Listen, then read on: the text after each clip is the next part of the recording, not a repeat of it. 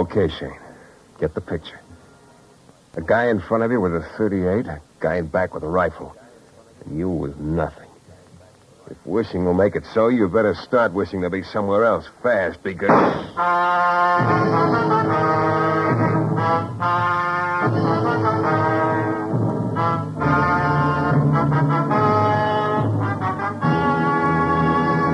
This is your director, Bill Russo, inviting you to listen to Michael Shayne, that reckless, red-headed Irishman back at his old haunts in New Orleans, in another transcribed episode. We call it The Case of the Model Murder.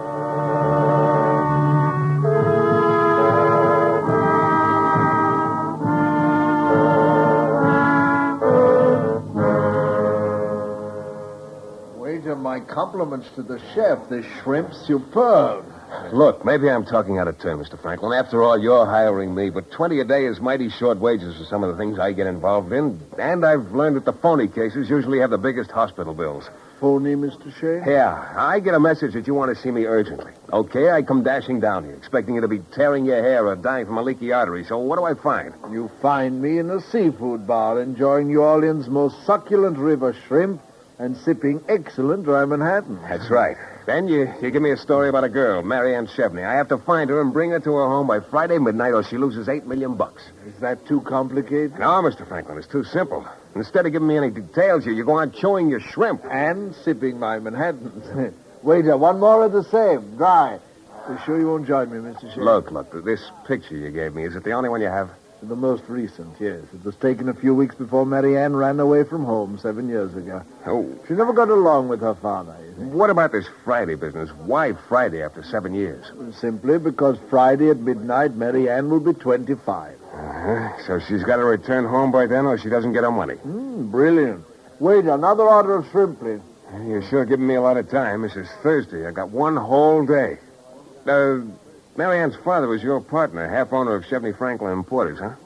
That's right. Yeah. Chevney died over 3 weeks ago. Why the sudden concern now? Oh, I haven't been idle. I've been running ads for the girl in the papers. Yeah, you've been a busy little bee, you have. Mr. Shayne. All right. What happens to the $8 million if Marianne Chevney doesn't get home in time? It goes into the business. You're the business now. That's right. Don't look so perplexed. It's quite simple, really. Yeah, something simple. You're hiring me to find her so that you can lose $8 million. Precisely, Mr. Shayne. Waiter, another dry Manhattan.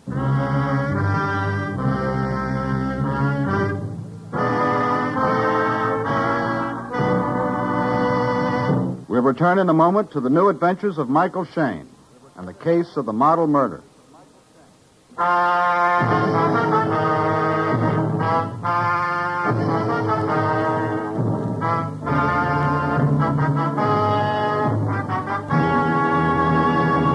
From the minute I walked into the seafood bar at the Carlton Manor Hotel and sat down opposite Franklin of Chevney Franklin Importers, I knew I was walking into something with more angles and a course in advanced geometry. My first impulse after hearing his story was to tell Mr. Franklin to go peddle his shrimp. Only I suddenly remembered that the only jingle I could raise in my pockets was the sound of my car keys rattling around. It seems his partner, Chevney, had died some 3 weeks before, and $8 million he couldn't take with him was waiting for his errant daughter, Marianne, who'd run away from home 7 years ago when she was 18. I was supposed to find the girl and bring her to her late father's house before Friday midnight, tomorrow night. Well, I took another look at the photo of the girl. The words Harrison Halstead Model Agency were stamped on the back. At least she'd worked there 7 years ago. I decided to give it a whirl. The receptionist was a sugar blonde with a cooperative look in her eyes. Well, I sure would like to help you, Mr. Shayne, but I really don't know any Miss Chevney. And you handle a lot of models here. Oh, that's right. This photograph help you any? Pretty. No, I'm afraid not. Taken 7 years ago. I just bet you'd go for something a little older. And you'd have a good bet. The boss around? Well, yes, Mr. Shayne, but I don't know. What is what? Oh. Yes, sir? Mr. Shayne's looking for a girl by the name of Chevney, Mr. Halston. Sorry, can't help you. Now, this photograph. No. What do you want with her? Oh, she's got $8 million coming to her. Sorry, Mr. Shayne. Oh, that's okay. Miss Withers, get Miller on the phone, will you? He said he'll be ready at 2 this afternoon. Yes, sir. You recognize the photo. Did he, Mr. Shayne? You're a real good kid. company girl, loyal. Thank you. Follow the rules. Uh-huh. Look, I'm just trying to help a penniless girl get $8 million. Well, take one of our cards, Mr. Shayne. You just might want to come back. Thanks. I don't have $8 million, but... You don't need $8 million. How much? Just enough for a rye steak and baked potato. It's a deal.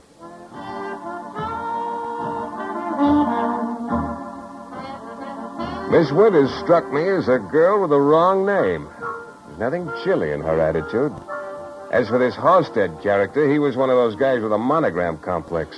Everywhere you looked, you found H.H. staring you in the face. Harrison Halstead. On his tie, on the pocket of his shirt, even the cigarette lighter on the reception desk had the same two H's sort of leaning against one another. And the agency card Miss Winters had given me, they were there, too. As I waited for the elevator, I turned the card over. The handwriting was nice and firm. Mady Carter, 2614 Mount York Avenue, might be able to help you. I thought, Shayne, how would you get along without that winning personality of yours? Mady Carter's place was a little bungalow in a court. There was a light on behind curtains. I rang the bell.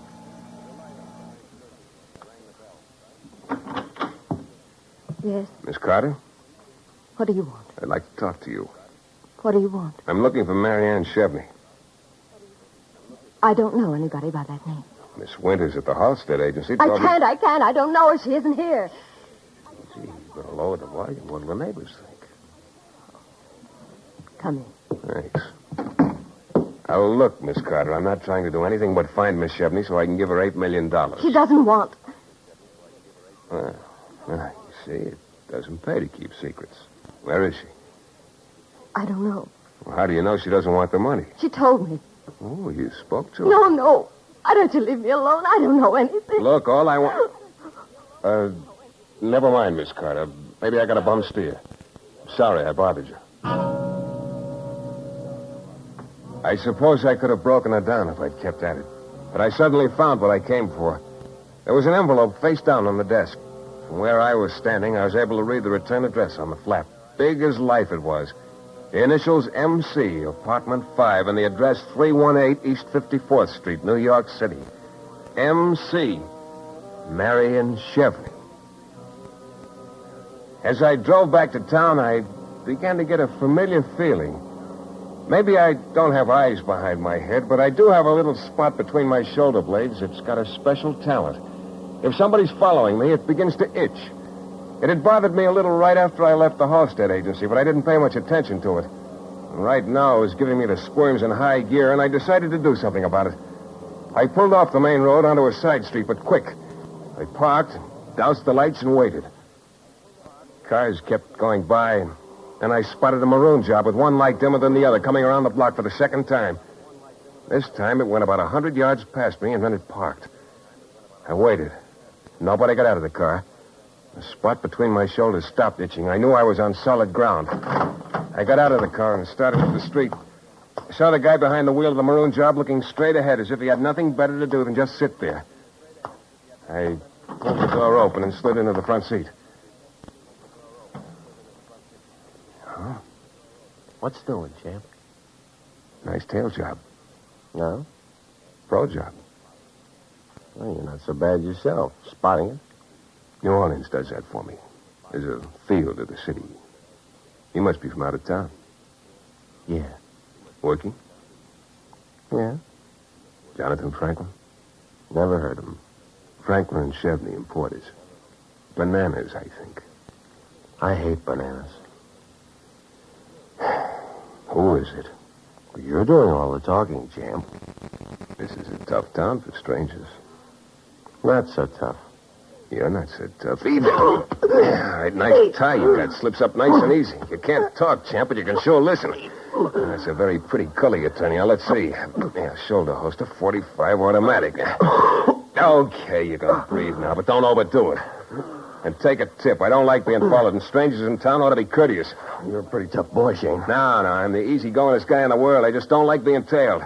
Remember, mind your manners when you're in a strange city, champ.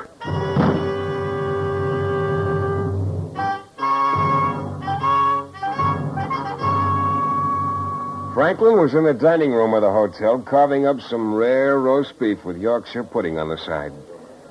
I dropped into a chair on the other side of his table and told him what I'd found out.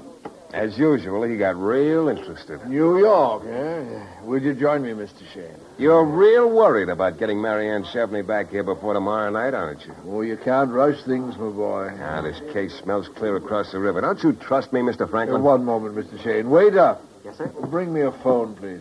You were saying... I said somebody's been tailing me. I'd like to know why. You're implying, Mr. Shayne, that because I don't trust you, I've hired someone to watch you? In a nutshell. And that is not true. But the fact that someone is following you is very disconcerting. Your telephone, Mr. Franklin? Oh, thank you, waiter. You pardon me, Mr. Shayne. Travel desk, please. Hello? This is Jonathan Franklin speaking. Will you arrange for a charter plane with the New Orleans Charter Service, please? In the name of Michael Shayne. Yeah. In about an hour. It's now 8:30. The plane is to go to New York and leave here at 9:30. Thank you. Yeah, you're full of surprises, Mr. Franklin. I've got another one for you. Yeah? If you succeed in bringing Marianne back here before midnight tomorrow, there's a $1,000 bonus for you. Sometimes, Mr. Franklin, your conversation is positively brilliant.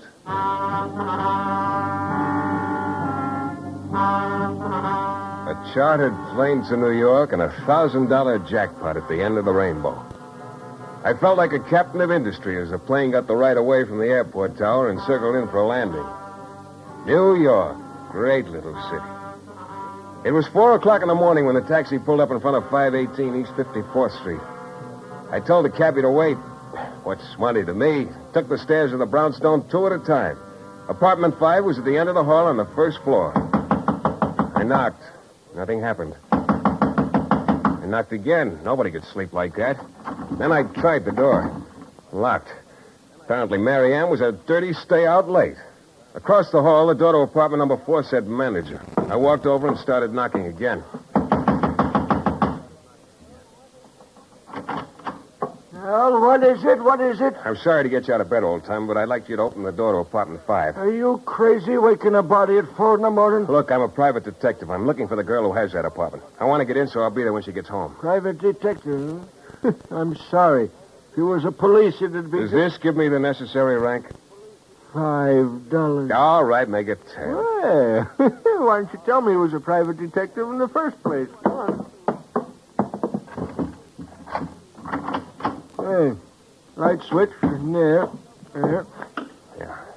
Make yourself comfortable. Thanks. Here's your pound of flesh. Now, you won't tell her that I let you... What's the matter with you? There. Over there. On the floor in the hall. First, I saw a lot of blonde hair. And then I saw there was a girl attached to it. She probably would have been real pretty without that bullet hole in her forehead.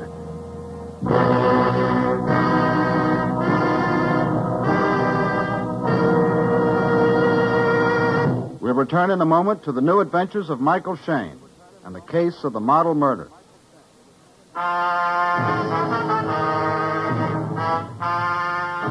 A glutton by the name of Jonathan Franklin had waved an ice-cold scent in front of my nose, but strangely enough, it still had a strong odor. My assignment was to find Marianne Chevney and get her back to her late dad's home so she could collect $8 million, according to the terms of her inheritance. Well, I picked up the trail at the Harrison Halstead Model Agency where Miss Chevney had once worked. Mr. H.H. and his secretary, Miss Winters, acted like I was after atomic secrets. And as I left, Miss Winters shoved a card in my hand with the name and address of Matey Carter. Well, Miss Carter had the willies bad, but I picked up the information that the girl I was looking for was in New York. Franklin stopped eating roast beef long enough to charter a plane for me. And I arrived at the end of the trail just in time to find my quarry still warm, but with a bullet in her head. Oh, my police. We'll have to call the police. Yeah, but not before I make a phone call long distance. Oh, you won't be long now, will you? Son, because they get real mad. If you don't tell Long distance, I want you to get me Mr. Jonathan Franklin at the Carlton Manor in New Orleans. Collect. Michael Shayne at this end. That's right. This is Circle 65970. Yeah, my reputation. You know this will be in the papers, don't you? Be police all over the place and reporters. Yeah, and her blood stains a nice carpet, Yeah, too. we're I gonna feel pay real for that. sorry for you. Hello? Hello, Mr. Franklin. Yes. Yes, what is it, please? Take your earmuffs off. You might like to hear this. What is it, Shayne? Just a second, Mr. Franklin. Look, old timer. Don't you have a telephone in your own apartment? Yes.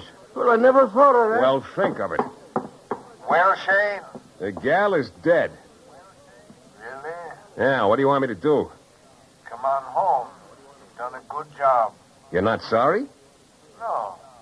Should I be? What about the $1,000 bonus? I guess that's cold turkey, huh? We'll talk about it when you get back. Yeah. Cold turkey, did you say? Yeah. I'm glad you mentioned it. It's an excellent thought. With a glass of cold milk, of course. Goodbye, Mr. Shayne. I had a little time before the cops would come, so I started moseying around the apartment. First thing that caught my eye was a cigarette lighter on an end table. It looked familiar. Very familiar. All of a sudden, I knew why. There was a monogram on it. Yeah, 2 H's sort of leaning against each other. I got the long-distance operator again and put in a call to Mr. Halstead, also collect. There is no answer. Are you sure you got the right guy? Harrison Halstead's residence in New Orleans, Orange 2435. Okay, thanks, operator. Shall I try later? No, thanks. I didn't know how, but it was pretty obvious that Halstead was in this thing up to his ears. I kept on wandering around the living room, and then I found it. There was a letter on the table in a girl's handwriting. The date was just 2 days ago, and the letter started with the words, Dear Matey. I didn't have to read the signature to know it was Mary Ann. I took a good look at the girl on the floor. Her hair was blonde, only there was about a 1/16 of an inch of dark brunette showing at the hairline. I got real smart then. I finally figured it out. This girl was Matey Carter, and the frightened girl back in New Orleans was really Mary Ann Chevney. Only somebody else had apparently made the same mistake, and it was my guess he was hightailing it back to New Orleans to correct his error. I made a quick call to homicide to pay my respects and then headed for the airport. Luckily, the plane was ready to go when I got there. Oh, Shayne, you had the girl in your hands, and then you waltzed off with a dream. One thing was clear. Mary Ann Chevney had plenty to worry about. It took me just 10 minutes from the time I landed back in New Orleans to get to her place. The door to Mary Ann's bungalow was locked, and there was no answer to my banging. I started around the house trying to get a look-see inside. Nothing. Nobody home. When I got around to the rear and peeked in the bedroom, I saw why. The place was empty. Either she decided to run or else she'd been taken on a trip without a return ticket. I scrambled over to Carlton Manor, and guess what? Yeah, Jonathan Franklin was eating. It seems you made a mistake, Mr. Shayne. How do you know? The papers. Wasn't Mary Ann who was killed in New York. It was a girl by the name of Carter, Madeline Carter. You still want me to find Mary Ann? Oh, of course. Let's see. It's 3 now. You only have 9 hours left. Would you have some lunch? Bouillabaisse. No, thanks. Don't you ever find time to eat? Yeah, but I'm peculiar. I only eat 3 meals a day.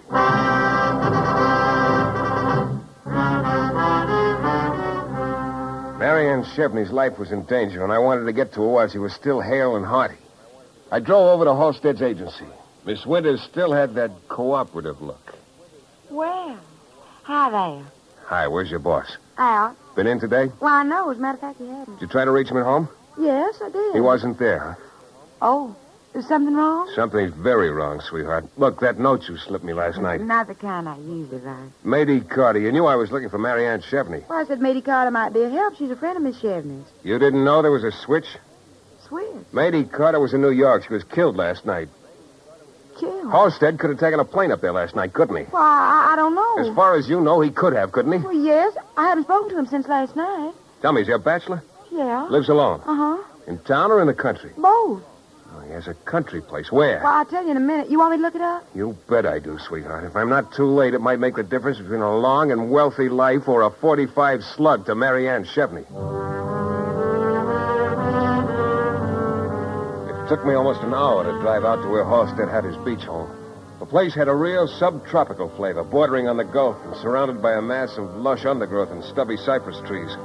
I didn't bother to announce myself. I just barged in.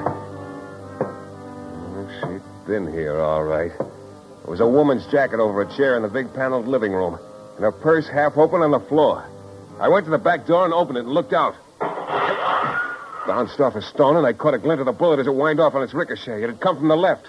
I ducked back into the house. He had shells to burn, whoever he was. There was no sense my perching like a sitting duck, so I started toward the front. The living room had been empty a moment before, but now there was a man in it, a man with a gun. Halstead. Stop where you are, Mr. Shayne, and raise your hands. Where's Marianne? It's none of your business. I said raise your hands. Now, look, Halstead, don't be coy about this thing. There's a guy out there with a gun, a big gun, and he's got big ideas. So have I. Move back. Against the wall. Look, who's working for who around You've here? been sticking your nose in where it doesn't belong, Shayne. Told you yesterday if there was anything about Marianne Chevney you ought to concern yourself with. What did you do with her? Let's just say she's in protective custody. Yours? As I said, that's none of your business. What? Hello, champ. What's doing? Still tailing me, huh? Yeah. And this time, no necktie. Very bad taste. Huh? Drop that rifle. I don't think so. You ought to practice more. You missed. Oh, this is real cute. Champ was in the kitchen with a rifle, and you're in here with a pistol, Halstead. You both have a grudge against me, only you can't stop worrying about each other. Shayne, who is that man in the kitchen? I don't know. I haven't figured it out yet, but I think he's after Marianne, too. Aren't you, Champ? Could be, but right now I get more places. Missed again. Just stick your head into that doorway once more. Now, Mr. Shayne, I'll give you just 3 seconds to tell me what you want. I told you. I want the truth now. What difference does it make what I want with the girl if you're already... All right, Shayne, I warned you.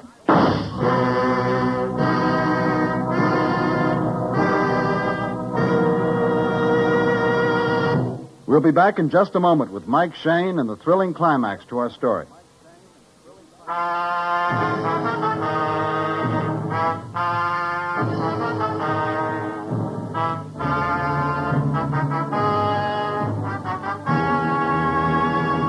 It was a second or two before I realized Halstead had fired at the laddie with the rifle, not me. But I wasn't inclined to administer first aid to Champ lying in the kitchen doorway because from the look on Halstead's face, he was getting ready for a repeat performance. And then I got a shock. Like when the shower suddenly turns from hot to cold. Marianne, the real Marianne, stepped into the room and went over to Halstead. I figured it was time to call a halt and settle who was who. Hello, Marianne. You killed Matey. No, the Champ in the kitchen, that was his work. Why don't you leave me alone, all of you? All I've been trying to do is bring you back to your father's home by midnight tonight so you can inherit the $8 million he left you. Marianne and I were married last night, Shayne. What? So now the matter of her inheritance is my business. So why don't you leave us alone? I will if Marianne or Mrs. Halstead will go back to her father's house. But why, Mr. Shayne? Why should I go back there? Well, if the $8 million doesn't mean anything to you, the 1,000 I stand to collect means plenty to me.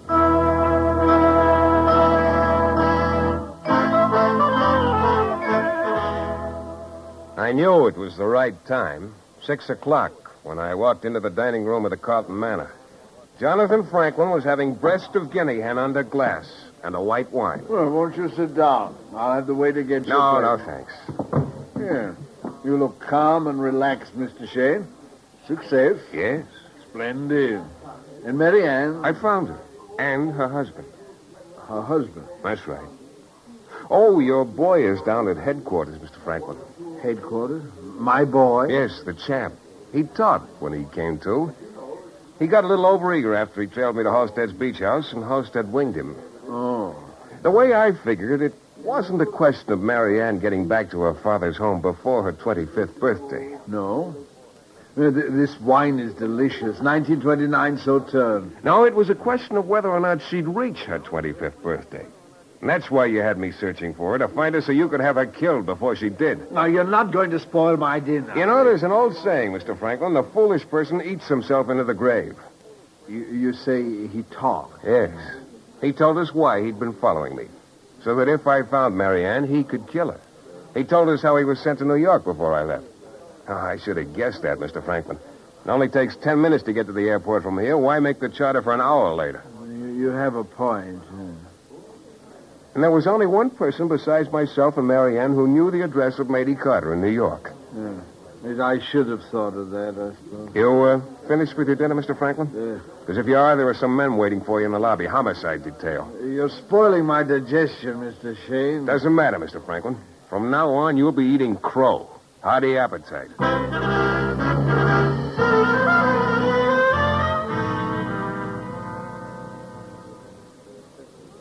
Mike, what I can't understand is why Mr. Franklin was so eager to get his partner's money.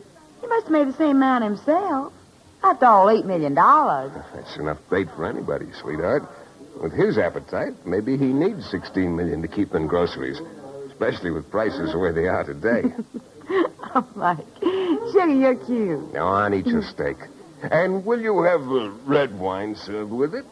Waiter, a sparkling burgundy, domestic, year of 1948.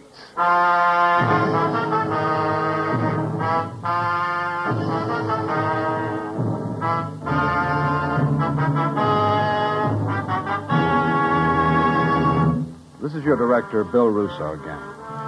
Our story is based on characters created by Brett Halliday. The music is composed and conducted by John Duffy, and Michael Shayne is portrayed by Jeff Chandler. The New Adventures of Michael Shayne is a Don W. Sharp production, transcribed in Hollywood and distributed exclusively by the Broadcasters Guild. Next week, you'll hear Michael Shayne in another thrilling adventure from mysterious and colorful New Orleans.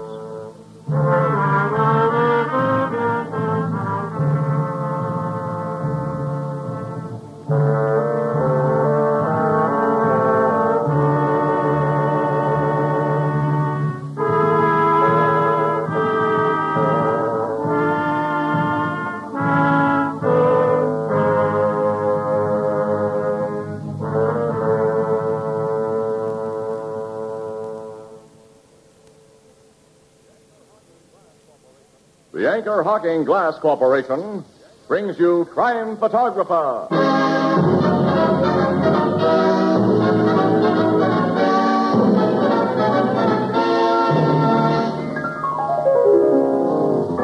Hiya, Casey. What's a good word? Framus on the cranifran.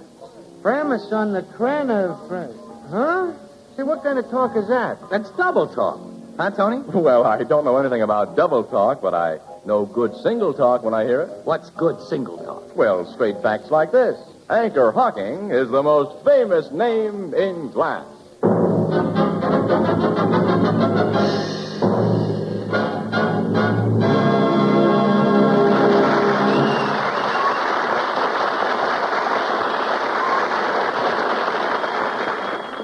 Good evening, ladies and gentlemen. This is Tony Marvin. Every week at this time, the Anchor Hocking Glass Corporation of Lancaster, Ohio, and its more than 10,000 employees bring you another adventure of Casey, crime photographer, ace cameraman who covers the crime news of a great city. Our adventure for tonight, the blonde lipstick.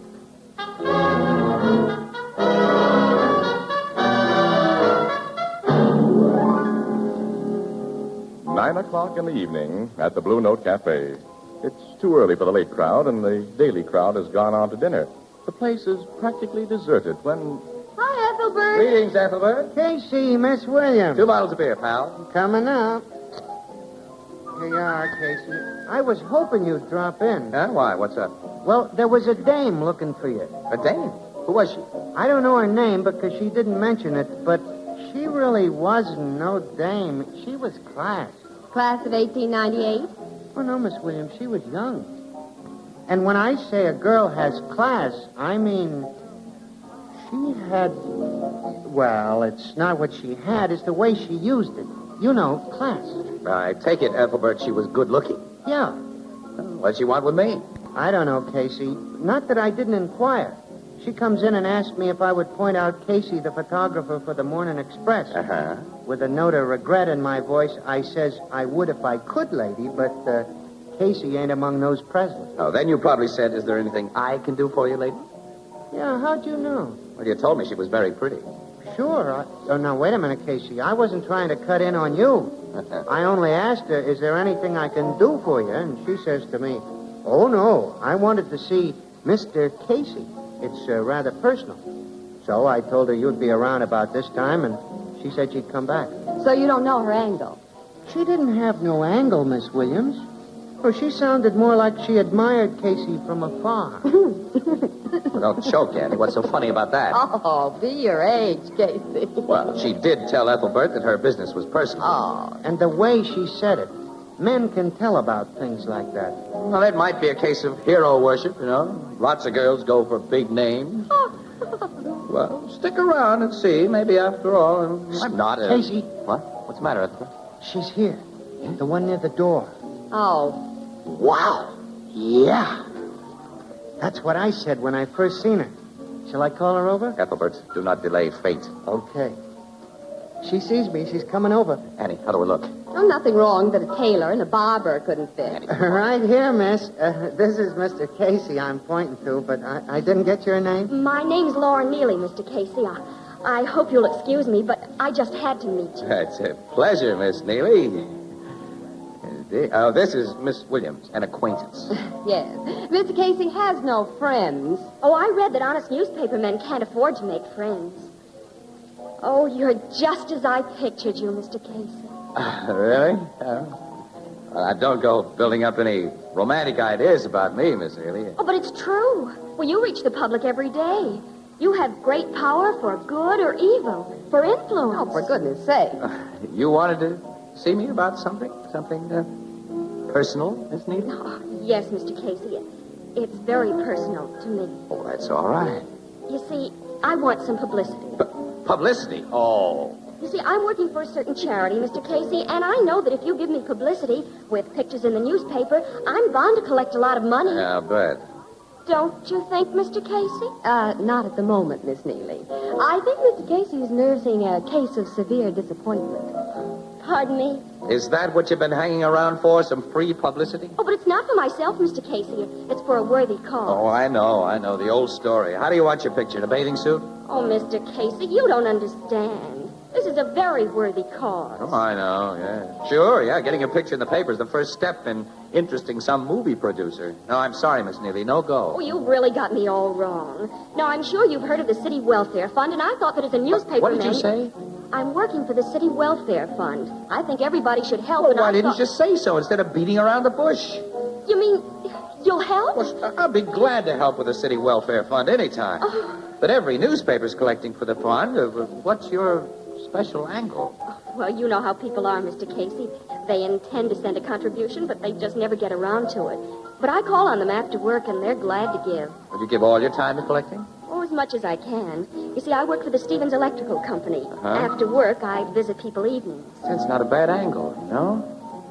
Look, I'll do a series of shots of you getting donations from prominent people. Annie, look, how does this strike you? I'll snap Laura getting a donation from Logan behind his desk in police headquarters. I'm filled with enthusiasm at the novel. Good, we'll start right here and now. Come on, Ethelbert, kick in.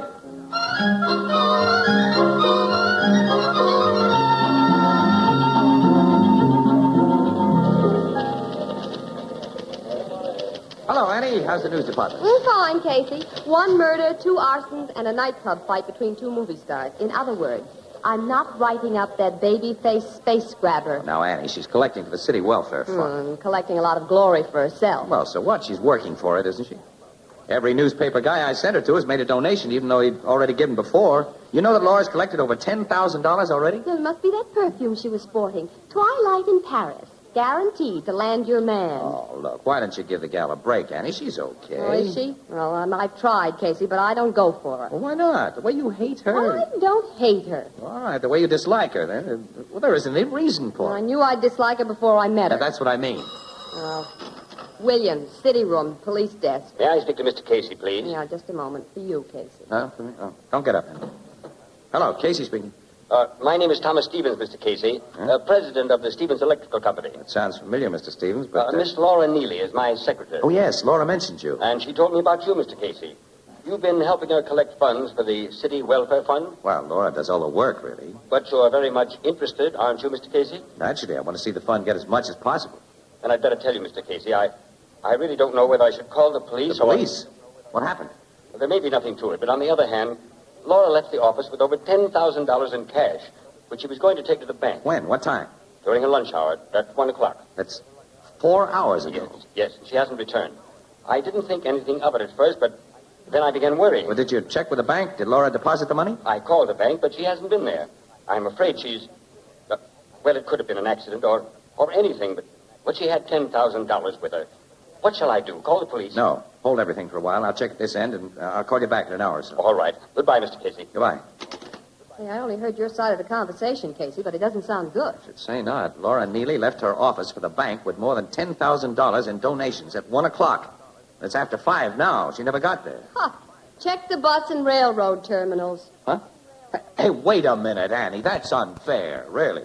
Laura wouldn't run off with that dough. So I'm catty. But where's Laura? And more important, where's that $10,000? Yeah, that's what worries me. Laura could have been followed and robbed. Casey, I'm working a police desk, remember? I'd be the first one to get a report on a robbery or assault. Well, she might be hurt, Annie. She may be unconscious in some hospital right now. You know I get the accident reports, too, and nothing doing, Casey. Now, you better start thinking up excuses. Excuses for what? I'll state the case as simply as I can. You meet a girl at the Blue Note. You don't know a thing about her. Wait a minute. If I can't judge a person's character after all these years... Stick to men, Casey. You don't know a thing about women. I should know. I haven't been able to teach you a thing. Like what? Well, we'll go into that some other time. Right now, you've accepted a strange girl at face value. You introduced her to all your newspaper friends. You practically forced them to give her money. What does that make you with all the boys? The biggest sucker in town. Well, I'll still bet my last dollar that Laura's honest. Face the facts, Casey. You were taken for a ride. Now, what are you going to tell the boys? Nothing. Oh, well, they'll be telling you plenty. Well, not until they find out. Look, so far, her boss, Stevens, is the only one who knows that Laura's missing. That gives me a chance to find her. Well, you'll need police help. Yeah. Yeah, I guess I will at that. Well, I'll ring up Logan. Oh, look, Annie, give me the phone. I'll talk to him. Maybe you better let me do it.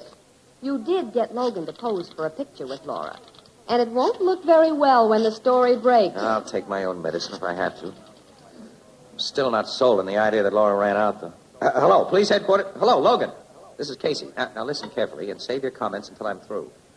Laura Neely has disappeared with over $10,000 she collected.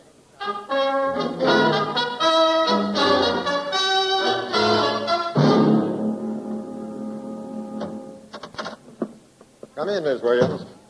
How are you, Captain? Fine. And who's the gentleman with you? Oh, cut the comedy, Logan. The gentleman is Mr. Casey. Impossible. Oh? Why, Captain Logan? Because a certain photographer named Casey wouldn't dare show his face around here, not after what he's done to me. Go ahead, rub it in. Now, what'd you expect me to do, roll out the welcome mat for the guy who's made me the laughingstock of the police department? Every paper in town's going to dig up the picture of me handing a donation to Laura Neely. And are they going to go to town? Quote, Captain Logan gives official sanction to bunco game, unquote. Now, hold on, Logan. I'll admit it looks bad for Laura. Oh, and you'll also admit that Hitler might have been guilty, I suppose. When you cut the sarcasm, we might get to work. Laura disappeared. She was carrying 10 grand. Well, now, lots of guys in this town could knock her off for less. Why don't you investigate before you jump to conclusions? You know, Casey, the same thing occurred to me, too. I did investigate. Did you find out anything? Not much. Laura Neely was making $55 a week. And last week, she buys $970 worth of dresses. Well, so what? Every girl saves for clothes? Oh, sure. But Laura's personal bank account was $200. She didn't touch that. And on top of the $970 for dresses, she spent $300 for 2 suits and bought $150 worth of luggage. When I got all those reports, I began to suspect that Laura might have been preparing for a trip. How about the railroad and bus terminals? Well, my boys checked them, but not a trace. Well, you see, huh? But I found the record of an automobile sale in her name. Yesterday, Laura bought a blue convertible roadster from a second-hand dealer. Today, she's gone. She bought a car, huh? Pick her up fast in a blue convertible. Not many of them on the road. So we pick her up. Then what? We put her on trial, and the whole story comes out. How she took the wise boys in town, the newspapermen and the police. All right. I'll take the blame for that, Logan. The boys will be glad to pass the buck to me. But, if you take all the blame, Casey... What else can I do, Annie? I fell for a story. I introduced her around. Well, it would be pretty hard to live it down. Who's worried? Yeah, I can always get a job. Who says I've got to be a crime photographer? I can go around snapping baby pictures. Captain Logan, I'm afraid for him. He'll blow his top and then calm down. Well, I better stay with him. In case he ever needed me, he needs me now.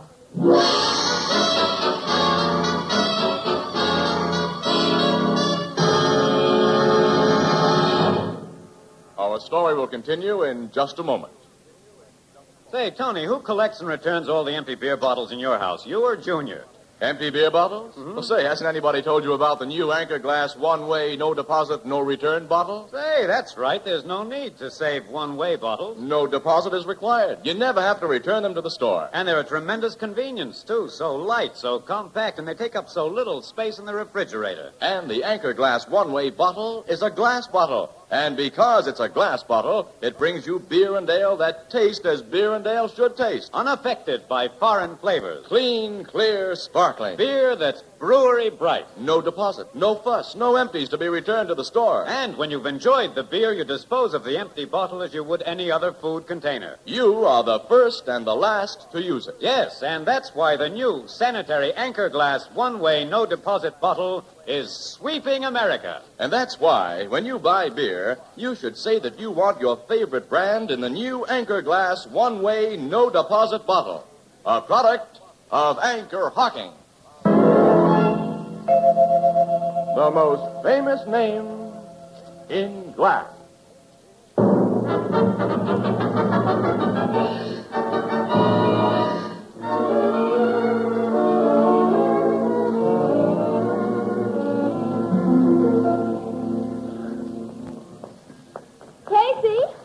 Casey, wait. Sorry, I'm in a hurry, Ann. Oh, now, Casey, I'm going with you. Why should you? All right. I've helped before. I don't need any help. I'm sorry, Annie. What are friends for? Thanks, Steve. Wasn't I always? Sure. Thanks, Casey. Now, what are we going to do? Got to find that blonde. Well, the police will pick her up. Oh, sure they will. But I've got to get to her first, Annie. If this story ever gets in the papers... Well, what can you do? Well, the way I figure is, if Laura was getting ready to leave town, she might have dropped some hint to somebody. Well, she doesn't have any family that we know Her of. boss was probably closer to her than anybody else. At least he may have a lead to girlfriends or boyfriends. I'm going to call on Thomas Stevens right now.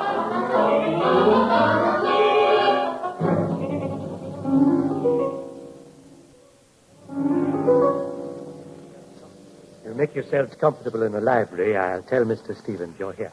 Thank you. If I may take your valise, sir? Oh, that's all right. That's my film case. I'll set it down right here. Mr. Stevens will be down directly. Yeah, we'll wait. Boy, the electrical line must pay off plenty. Uh-huh. This is a lovely house. Oh, an original painting by Van Houten. Oh, good evening. Do you like my wife's portrait? Oh, good evening, Mr. Stevens. Your wife is a beautiful woman. Oh, thank you. She's out of town right now, Miss... Oh, I'm sorry. I'm Miss Williams, and this is Mr. Casey. Oh, yes. I spoke to you on the phone, Mr. Casey. Yes. Do you have any news of Laura? Yes, bad news. You mean Laura's hurt? No. Laura has run away with the money she collected for the city welfare fund. Oh, it's impossible. I don't believe Well, it. they had a pretty hard time convincing me, too. But can't argue about it anymore. Police found that Laura bought a flock of new clothes and luggage in a car, and then she disappeared. She did. And I... You what? I donated $300 to her fund myself. Huh? You're in good, smart company, Mr. Stevens. Quite a few people like to catch up with Laura. And I'd like your help. Well, what can I do? Well, answer some questions, if you will. You see, the way we figure, Laura was with you during her working day, and she might have dropped a hint as to where she was going. Nothing that I can remember, Mr. Casey. Or did she ever say she wished she were in California, we'll say, or Florida, or someplace? Well, no, as a matter of fact, I know very little about her. And there isn't anything you remember that could give us some lead. I'm afraid not, much as I'd like to. Well, if I think of anything, I'll call you, Mr. Casey. Yeah, thanks. You can reach me at the newspaper office. Or perhaps the police will catch her. Maybe. Yeah, but by that time, Laura Neely will have run through the money for the welfare fund. Shall we go, Annie?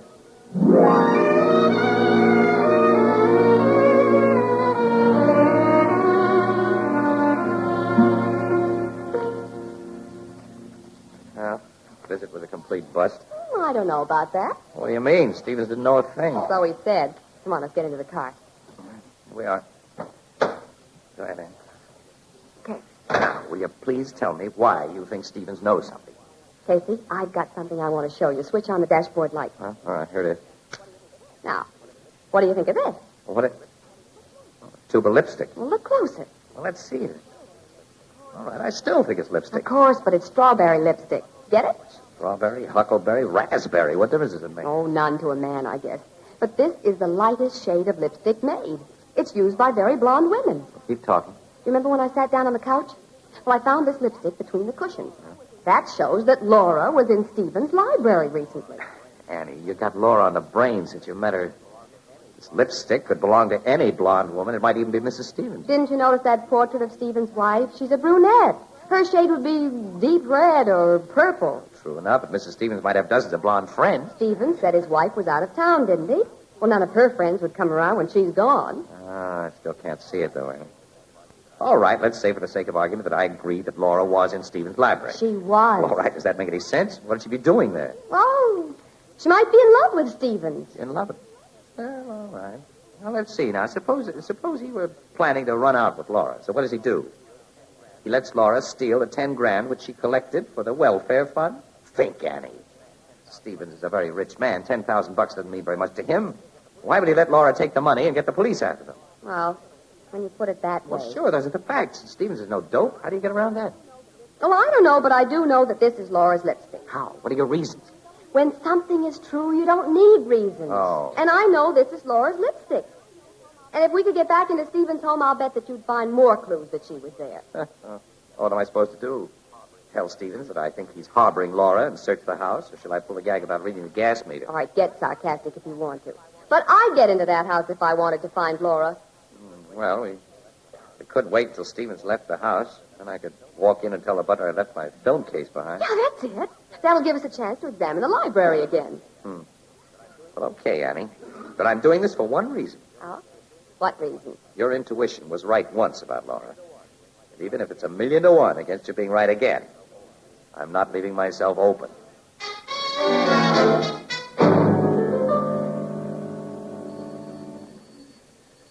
You're sure that was Stevens in the car which left? Yeah, I got a good look at him. He's gone. Okay.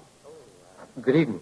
Oh, I'm sorry, Mr. Casey, but Mr. Stevens left the house shortly after you did. Oh, well, that's all right. I didn't come back to see Mr. Stevens. You see, I missed my film case, and I think I left it here. Film case? Yes, that square letter case with a leather strap that you wanted to take. Oh, yes, I remember, sir. Will you come in? Yeah, thank you. After you, Annie. You must have left the film case in the library, sir. I'll look. I'll just come along, pick it up. Here's the library, sir. Do you remember where you put it? Well, it's too big to miss. It might be on the other side of the couch. Not here. Do you remember what I did with it, Annie? Well, you might have shoved it under the couch. Oh. No, it isn't there. Hey, what's that over there? Wasn't here before. Oh, no, that's too big. That's Mr. Stevens' overnight bag, sir. I placed it there after you left. Oh, I see. Could anybody have picked up the film case after I left? Well, it's hardly possible, sir, but I'll ask the maid if you wish. Yes, thank you very much. I'd appreciate it if you I'll would. only be a few moments, sir. Take as long as you want. Well, Annie, find anything more? No. Here, Casey. What? Near the couch. What do you mean? I don't see anything. Smell. Huh? You mean the perfume? Yeah. And it's strongest near the couch. Laura sat here recently. Some more intuition, Annie, or some logical reason this time? Look, I'm sure, Casey. It's faint, but I'm sure it's Twilight in Paris, Laura's perfume. I'm sure she was here. Just might fit in at that, Annie. Annie, I'll tell you what I'm going to do. What? Well, first, I'll take you home. Then I've got to prepare a speech to make to a tough guy. And then I got to buy a can of paint.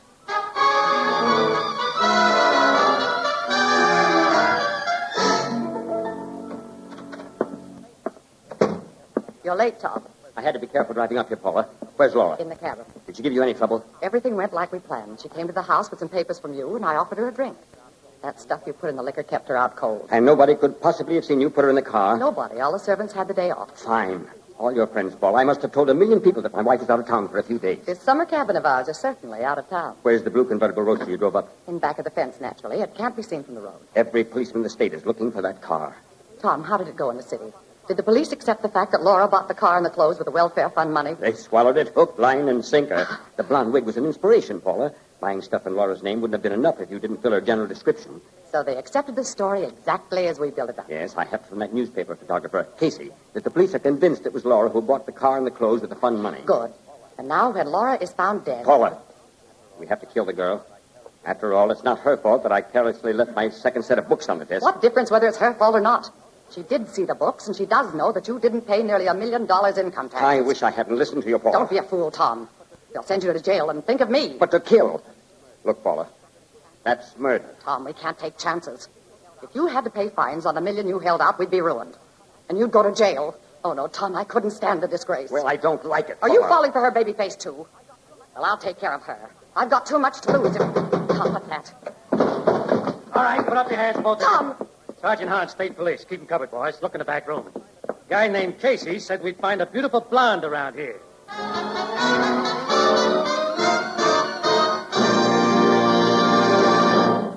We'll join the crowd at the Blue Note in just a moment. You know the old adage, the pot calls the kettle black? Well, maybe you think it's natural for all cooking utensils to become scorched, blackened, and hard to clean. Well, that's because you've been using ordinary pots and pans. Now, when you use Fire King oven glass, that just doesn't happen. Fire King oven glass has a special non-porous surface that's literally mirror smooth. It doesn't absorb baking stains or odors, and it's amazingly easy to clean. And because you bake, serve, and store leftovers all in the same Fire King dish, you save hours of kitchen drudgery.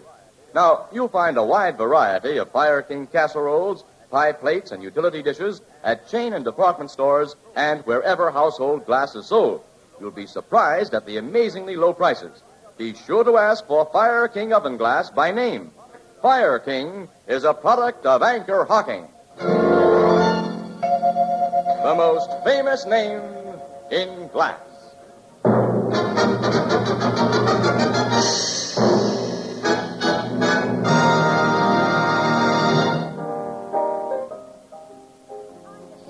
Casey, I'm just about to bust with curiosity. Yeah, me too. Goodness, Annie, doesn't your feminine intuition supply the answer? All right. So I was wrong about Laura. I know that Mr. and Mrs. Stevens are under arrest, and that Laura is coming back with the money for the city welfare fund. Casey, Miss Williams, here comes Laura now. Oh, Mr. Casey, you saved my life. You got the police to Stevens' cabin just in time. Well, I could kiss you. Well. I was just getting ready to like you. Oh, I'm so excited I don't know what I'm saying, Miss Williams. I sure thought I was a goner when I laid there tied up and Mr. and Mrs. Stevens talking about killing me. And everybody thought I had stolen the fund money. Except Mr. Casey, of course. Well, there were moments when I had my doubts.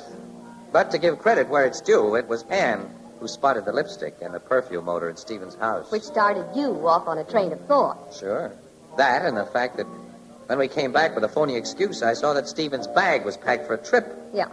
Well, so I decided to see where he went. And that reminds me, when you left me, you said that you had to prepare a speech for a tough guy That's buy a can of paint. Now, what did you mean? Well, I knew that we'd make Stevens suspicious if we followed in a car, so I had to get a plane. Now, who would you say is the toughest guy in the world, Annie?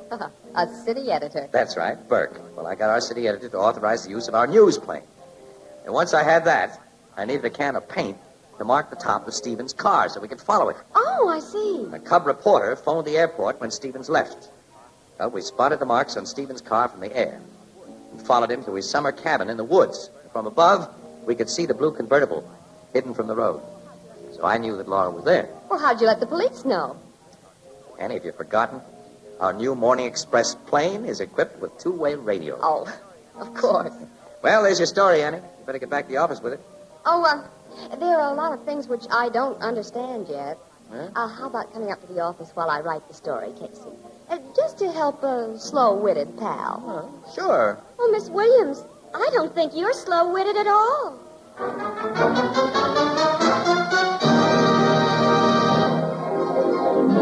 Crime Photographer, starring Stotts Cotsworth as Casey, is brought to you each Thursday by the Anchor Hocking Glass Corporation, makers of Fire King oven glass, Anchor glass containers, Anchor caps and closures. All products of Anchor Hocking, the most famous name in glass.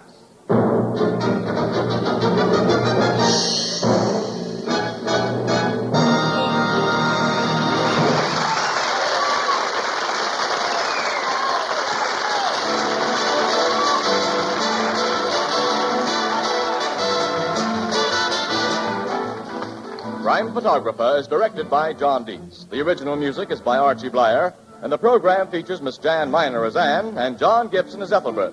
Herman Chittison is the Blue Note pianist, and tonight's story was written by Milton Kramer. Hunger and starvation are the enemies of civilization and democracy. It's up to every American, man, woman, and child, to save a little food each day. In that way, the people of Western Europe can be helped in their fight for decency and freedom. This is Tony Marvin saying goodnight for the Anchor Hocking Glass Corporation of Lancaster, Ohio, with offices in all principal cities of the United States and Canada. This is CBS, the Columbia Broadcasting System.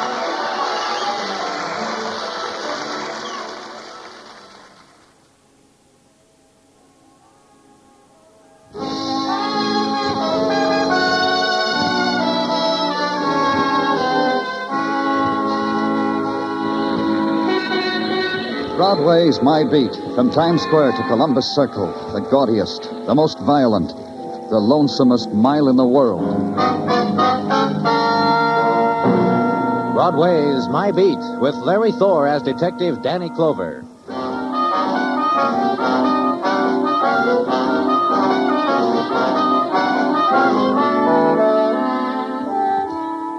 In autumn sunlight, the September day trots out its promises for Broadway's considering, displays them in doorways, in pushcarts, in gutters, decorates them with price tags, invites you to browse, don't touch, buy, don't squeeze. And at cut rates are the second-hand delights, the tears slashed down to any man's purse, the bolt ends of dreams. The vendors simper, the hawkers wink. Buy, kid. That's a winter sun on your shoulder, and the day is short, so buy. And that's what you do, kid, because on Broadway, there's no other choice.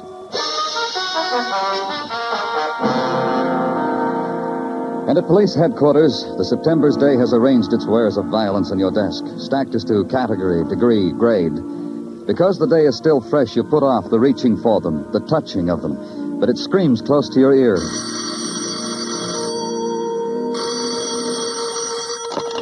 In the morgue, Danny. Come down. I got something of interest to you. And walk the corridor to the room of the dead.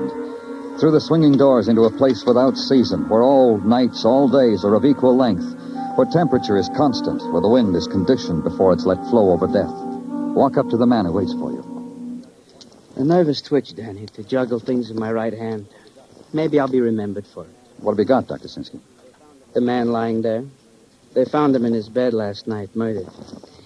These that murdered him. 2 bullets. Look. Yeah, 22 and a 32. Wouldn't you say so, Doctor? That I wouldn't know.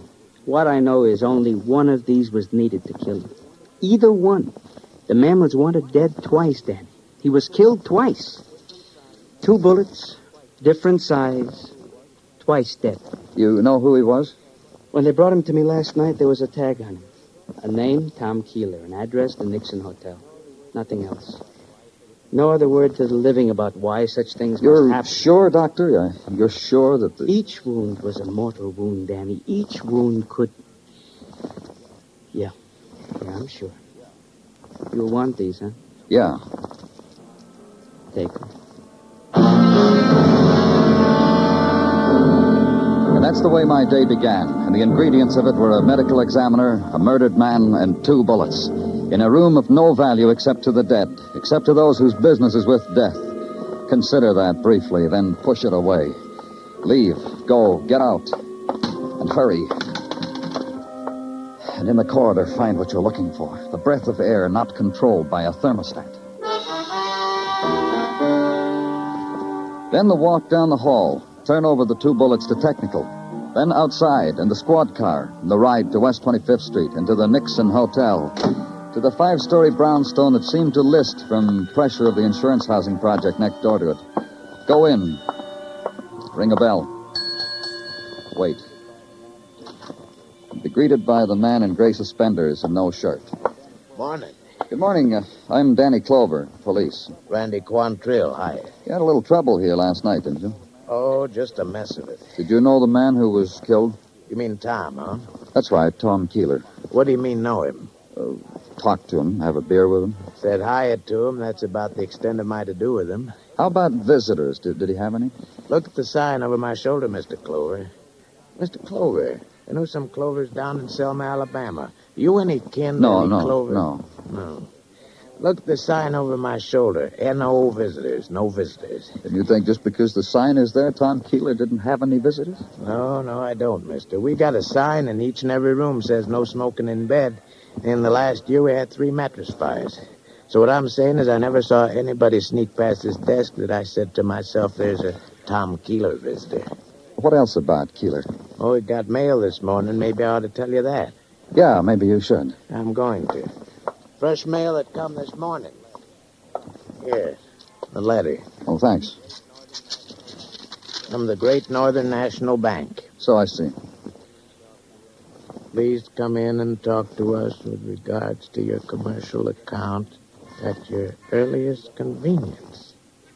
You read upside down, Mr. Quantrill? I've lived in Baltimore. Oh. Thank you, Mr. Quantrill. Thanks a lot.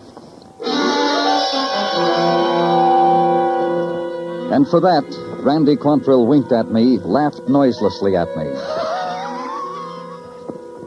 leaned against the mail rack, scratched his back with it. It wasn't the moment to intrude any longer on such private pleasures, so I left him.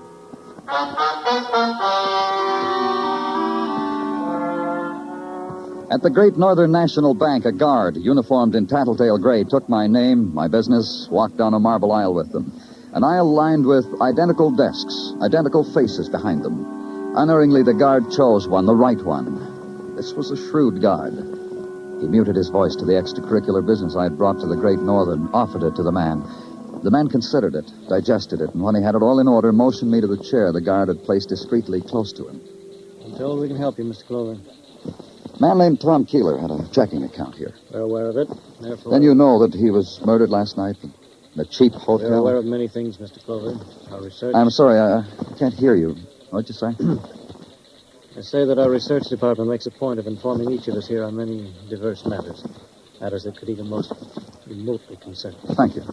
Beg pardon? I said thank you because you let me hear what you had to say. I was appointed, Mr. Clover. Should any questions arise about the late Thomas Keeler, should any questions arise, I was to answer the question. Your interrogation is what, Mr. Clover? We down at headquarters think it's strange Tom Keeler slept in a flop house when he had a checking account with us? Uh-huh. Philosophical question, Mr. Clover. Somewhat out of my problem. Pardon me, what? I say that all we know of Thomas Keeler is that we were asked to transfer $50 weekly to his account, which we have done religiously until... Who asked you to do that? Counselor at Law, a gentleman, George Weber. If you want his address, we shall give it to you. Thanks. You were saying you did this until...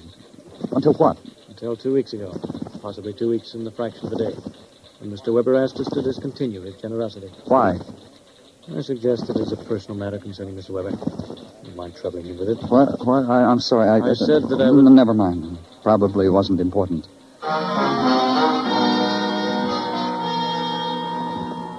And go to the Park Avenue apartments of George Weber. Be told by the person at the desk that Mr. Weber is not at home. Perhaps at his office, the person suggested. And be handed a slip of paper with the office address in a handwriting with the I's dotted with small circles. Weber and Marley, the slip said. Attorneys, Finance Building, Suite 12. Go there. Go through a door and past the beam of an electric eye. Wade through a carpet to a desk and an olive-skinned girl with tight black hair. Offer your name, show your credentials, and be told Mr. Weber is out. Would you see his partner, Mr. Paul Marley? You would. You nodded past another door and another beam, and to a slender young man who was waiting for you in front of a wall lined with every law book ever written. Be chaperoned by him through yet another door. And there he was, Paul Marley, partner to George Weber, impeccable in morning coat, striped pants, and an army discharge button in his lapel. That'll be all, Roberts. Now, sit down, please, Mr. Clover. Clover. Please sit down. Thank you. The information you gave out there says you're a policeman. That's right. And this is about what, sir? What can I do for you? It's about a man named Tom Keeler. Keeler? Keeler? Man found murdered last night. Yeah. Shot twice with different caliber bullets, either one fatal. Yeah. Is all this a matter of legal advice for the police department? You want to know if a man was shot by two people and each That's shot... not it at all. Tom Keeler, it seems, was supported by your partner. By Mr. Weber? That's right. Each week, $50 was drawn on Mr. Weber's account and deposited in favor of Tom Keeler. Surely There's no mistake. That's the way it was. But I know Mr. Weber so well. His affairs, everything. Where is he? On Fire Island, since the day before yesterday. He has a place there. I'm pretty sure he went there. A lot of season for Fire Island, isn't it? Oh, I don't think so. The end of September? Mr. Weber goes there all year round. Whenever. Whenever what? Whenever he's disturbed. He has the idea of the sea, the strand, the loneliness of it. Personally, what was I don't Mr. Weber disturbed about? Well, he has a sister, Peggy. She's just 20, so you can imagine. No, I can't. Beautiful girl of 20, rich, and you can't imagine? Look, Mr. Marley... My partner was constantly arguing with her. We're a conservative firm, Mr. Clover. Individually, both Mr. Weber and myself... What's that got to do with Peggy? Peggy Weber is headstrong. How? Well, I take my partner's word for it that she's headstrong. Therefore... And they argued, Peggy and her brother. What about? I have no idea. And he went to Fire Island to recuperate. One way of saying it. Yeah. Then please, these documents here, if you don't mind.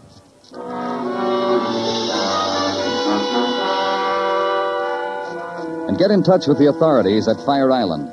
Check on the whereabouts of Mr. George Weber and wait. And an hour later, a phone call. Mr. Weber is not on Fire Island. Mr. Weber's place there is deserted. From the looks of it, hasn't been inhabited for over a month. So come up with a conclusion. Mr. George Weber was missing. Put out an All Points bulletin on him. And go back to his Park Avenue apartment. Make a request of the management. We're always glad to accommodate the police. Then let's go, shall we? Of course. Mr. Weber's apartment, right this way, down the hall. Yes, sir. Although, I'd like to know why we should intrude. Don't worry about it. Yes, sir? Open the door. Of course. And here we are. Yeah. We are, aren't we? What? What did you say? What did you say, Mr. Clover? I didn't... Oh. It stopped both of us. The management and myself. It was a sight that needed only one glance, and the details were there forever. The free-shaped coffee table and the grotesquerie of the man spread beside it. The tracery of blood that stopped abruptly. Mr. Weber. That's Mr. Weber. The penknife, bone-handled and cheap in his heart, to be remembered. Details in the death of George Weber.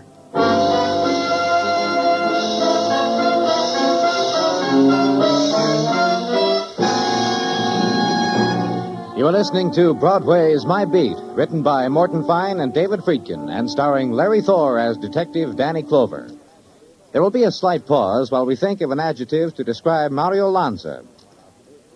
Sorry, guess there just isn't one adjective to describe a guy who sings just as well in the popular range as in the classics. But here's a suggestion. On CBS Radio tomorrow night over most of these same stations, don't miss Mario Lanza's All Request Show. And more of the same by lovely Giselle McKenzie and Ray Sinatra's music.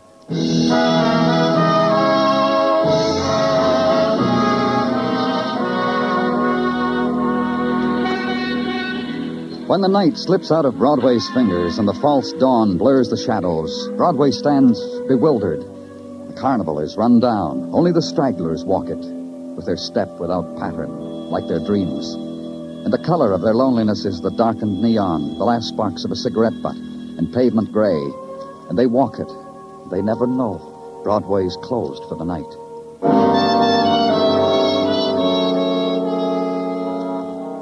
And somehow or another, whether it deserves it or not, the world gets to be 9 o'clock in the morning. Then there's a place for everybody. It's daytime, breakfast time, work time, make $1 time. Or as Sergeant Gino Tartaglia said it... Lend me $1, Danny. Oh, sure, Gino. Here. Thank you. The reason for this transaction, Danny, No, you don't have to explain. I want to. Go right ahead. Thank you. Mrs. Tartaglia forgot to tuck my $1 into my lunchbox today, as is her wont, for the little things a man needs during the day. She just phoned me and confessed her dereliction of duty in this matter. Gino... She said ask Danny for it. And tomorrow she will tuck in $2 so that you will not go hungry. Tell Mrs. T not to worry you. Roger, will come. And now, Danny, to the chores of the day. Knife which did George Weber in was of the variety which can be purchased at our leading hardware stores for the nominal sum of $1.98. Practically untraceable. Prints? Wiped clean. Go on.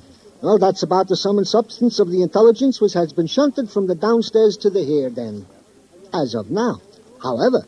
Yes? A young lady is in the anteroom and wants to see you. Who is she? A Miss Peggy Weber, sister of the most latterly deceased. Get her. This way to see Danny Clover. Now, sit down, Miss Weber. That'll be all, Gino. I'm glad you came, Miss Weber. Your name's right here on my calendar to see today. I knew you'd want to question me about George. How did you hear about his death? I was home. The late news on the radio. You see, I didn't live with my brother. We didn't get along. Oh? It's going to be a lot simpler now with him gone. I'll wear a black dress like this one for a month and call it a decent interval of mourning. It's not any concern of mine, Miss Weber, Oh, it's but... entirely your concern, Mr. Clover. Your position demands that you locate people who would have motives for murdering my brother. I would. Did you kill him? A few of my friends and I got together some time ago. For kicks. We were going to try things together, you know. Just for kicks. Black magic. Well, I spent the first 10 days of my membership sticking pins into my brother's picture. And all that happened is that he got a sty on his eye. Outside of that, I never harmed a hair on his head. Why all this hate, Miss Weber? Simply this. I love a boy. I told George about him. George got red, then blue, red again, and then a lovely color I never saw before. He found out who the boy was. Ruined him. Who is the boy? Ralph Clay. Now runs a bowling alley on 3rd. One more thing. Do you know a man named Tom Keeler? Not offhand. Why? Oh, never mind. But leave your address with Sergeant Tartaglia, Miss Weber, and thank you very much.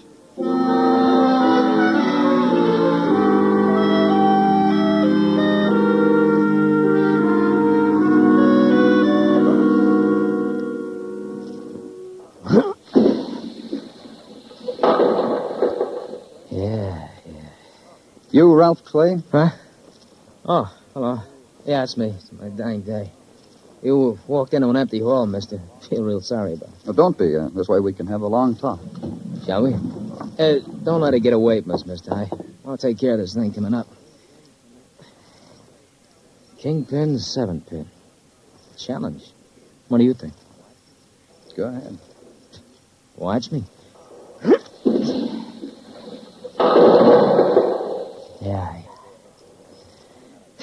Never say go ahead to me in that toe, mister. Not on that shot. My quirk, each day I live for it. I'll remember, Mr. Clay. Look, police. Yeah. Stick your thumb in the ball, mister, please. Have fun. I'll write it off under entertainment. Joint's bare, no one will know. Something Peggy Weber said. It sent me to you. Peggy?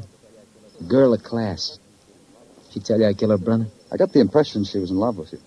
Pity the girl. She lives in ancient history. In a time where she loved and I loved back. But ancient history. Under the bridge. Peggy did something to you? She had a brother. Now dead, I read. It stopped me for breath on the way to the sports page. George Weber did something to you? Yeah. And I'm a man who likes to talk about it. My daily nourishment. Share it with me? Huh. Georgie Porgy Weber didn't like how his sister used to put her hand in mine, so he marked me lousy. How?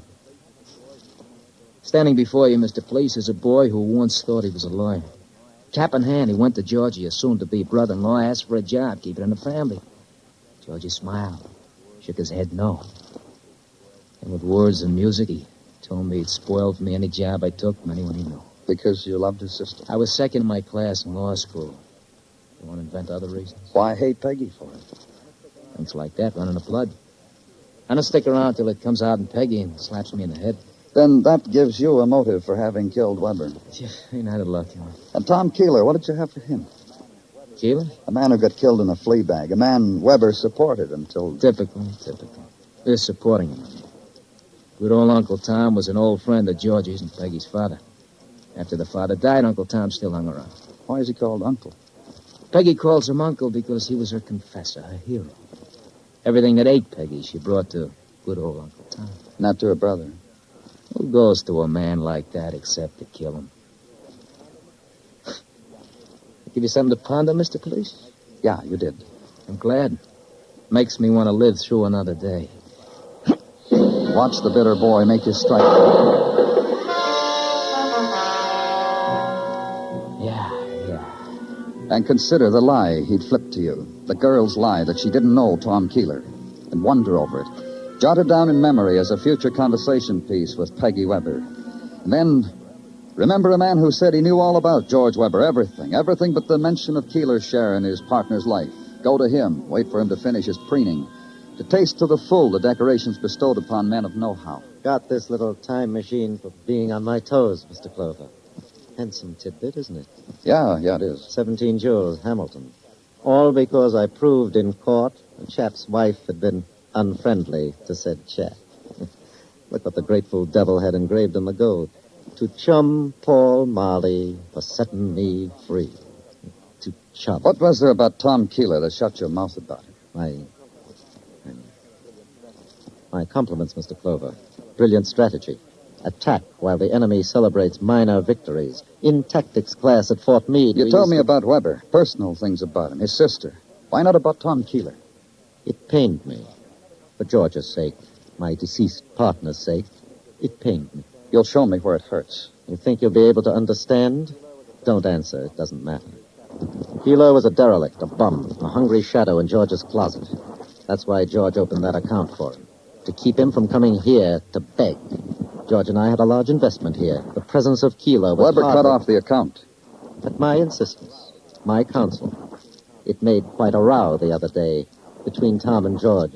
I had to shoo people back to their desks. You killed George Weber? Attack? I admire your method, Mr. Clover. For the investment, the plush carpets, the perfumed secretaries, the junior partners, all yours now. You killed Weber for that? The death of my partner was a great loss to me, Mr. Clover. A personal loss. Were it in my humble power to hunt out his assassins, I would dedicate my knowledge, my life, my...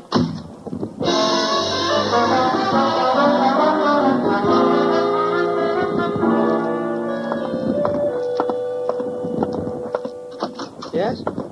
Danny, something I can do for you? Dr. Sinsky, I have an idea about something. I want you to check it for me. Gladly. Get out the medical examiner's report on Tom Keeler. Gladly. Give me a sec. Here. What do you want it for? I want to put it side by side with this one I've got on George Weber. So? Here, look. It says Weber died day before yesterday at approximately 6 p.m. Uh-huh. And it says on this report that Keeler died about midnight on the same day. You know what that means, Doctor? No, what? There's a pencil on your desk. Figure it out.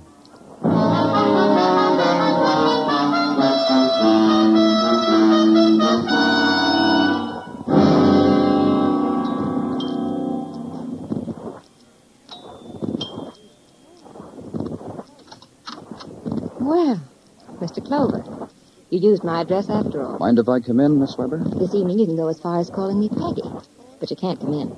I'm afraid I'll have to... You'll have to force your way in? And I could relish that. Peggy. But a friend's visiting with me. Ralph Clay. You said the password. If you know that, you might as well come in. Ralph! Come out wherever you are. Say hello to Mr. Clover, Ralph. I told you a big fib, didn't I, Mr. Clover? Now you know. I didn't know whether you'd broken off with Peggy or not. It doesn't matter anymore. You want to ask Peggy questions, huh? You, too. Goody, goody. You lied to me, too, Peggy. Because I'm a liar. I give her up a lot of trouble that way, don't I, Ralph? Let's just listen to what the man has to say. Your lie about Keeler, Peggy. You said you didn't know who he was. I explained it to you. I'm a liar. I found out who killed your brother, Peggy. I said I... We heard you. There were a lot of motives floating around, Peggy. Yours is... Leave her alone. She didn't kill her brother. I did. Oh, cut it out, Ralph. Peggy. Ralph had nothing to do with it. I did it. What's the matter with you, Peggy? You're crazy. You're a liar. You lie. That's why you're saying you killed your brother. Ralph. Neither one of you killed him. You thought Ralph did, Peggy, and Ralph... What are you trying to do to us, Clover? What are you doing? Police methods trying to get us to play against each other? Take it easy, Ralph. Come on, take it easy, Ralph. Take it easy, Ralph. What are you trying to say? Talk. Tom Keeler killed Peggy's brother. Clover, so help me out. Listen to me, both of you. Clover! Let him talk, Ralph. Keeler killed him because his source of income was cut off. A man like Keeler could kill. Desperate man, a man without livelihood. A tramp who made a habit of living off someone else's generosity. Ralph, it's all my fault. You found your brother dead, didn't you, Peggy? Yes, and I... You thought Ralph did it. Yes, I thought... Oh, Ralph. It's going to be all right. Peggy went to her Uncle Tom like she always did when she was in trouble. Told him Ralph had killed her brother. What did Tom Keeler say to you, Peggy? He said not to worry. Just not to worry. Then he got in touch with you, huh, Ralph? Yeah. Yeah, he did. You know what he told me? I think so. He told me Peggy killed her brother. And he was the killer all the time. And I'm supposed to be a bright boy. So he had each of you believing the other had killed George Weber. How much money did he want from each of you to protect the other? Oh, what difference does it make? Doesn't matter. Blackmail. That's why Tom Keeler's dead, too. Murdered. Yeah. You slapped the cuffs on me for that one, Clover. No, Ralph. No more. You don't have to anymore. Mr. Clover, my uncle said he wanted everything I had to keep quiet about Ralph. So I went up to his hotel room while he was sleeping. And I shot him. No, Peggy, that's what I did. That's what you both did. To protect the other. You both shot Tom Keeler. Peg. Stop her! Peg! Oh, Peg!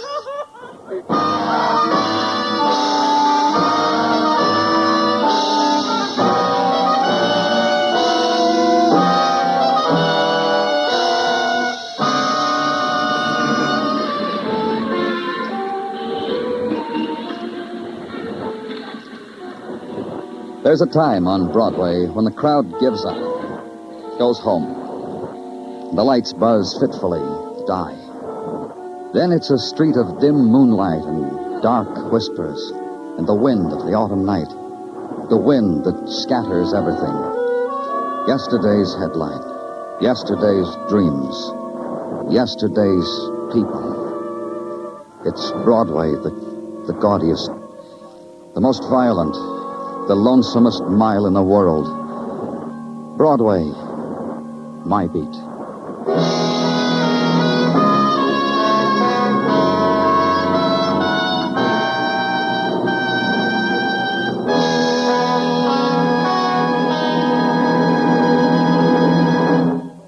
Broadway's My Beat stars Larry Thor as Detective Danny Clover, with Charles Calvert as Tartaglia and Jack Crucian as Muggavan.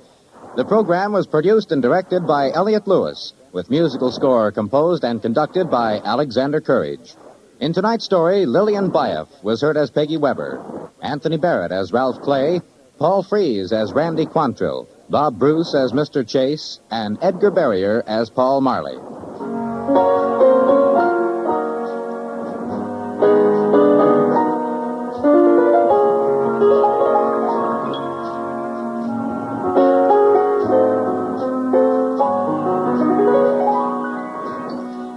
Here are two Sunday features that have captured America's fancy year in and year out. On Sunday afternoon, the distinguished music of the Symphonette, directed by Michel Piastro. On Sunday evening, the outstanding vocals of the Choraleers. Listen for both these musical treats every Sunday on most of these same CBS radio stations. The Symphonette in the afternoon, in the evening, the Choraleers. Stay tuned now for Songs for Sale, which follows immediately over most of these same stations.